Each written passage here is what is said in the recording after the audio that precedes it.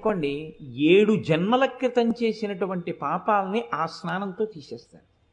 అది ఎప్పుడు ఉంటుంది అంటే ఒక్క రథసప్తమి నాడు మాత్రమే ఇస్తారు ఆ అనుగ్రహాన్ని. అది ఎలా ఎందుకు ఇస్తారు అంటే ఈశ్వరుడి యొక్క అనుగ్రహం అంతే. అవి ప్రశ్నించడానికి ఏం ఉండదు. ఎందుకు ఉండదు అంటే నేను ఇందాక మీకు అందుకే ఉదాహరణ చెప్పాను. యావజ్జీవిత కారాగార శిక్షని తగ్గిస్తే మీరెవరు అడగడానికి? మీరు నేను అడగడానికి ఏం ఉండదు.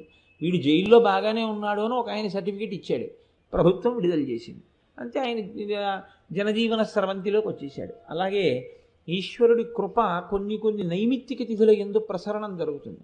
ఇప్పుడు భీష్మాష్టమి వస్తుంది. ఆ రోజున మీరు తర్పణ భీష్ముడికి విడిచిపెట్టారనుకోండి, విడిచిపెడితే ఏమవుతుందంటే కొడుకులు లేని వారికి కొడుకు పుడతాడు. అంత గొప్ప తిథి అది. పుత్ర సంతానం కలగకుండా అడ్డుకున్నటువంటి పాపాన్ని తొలగించగలదు.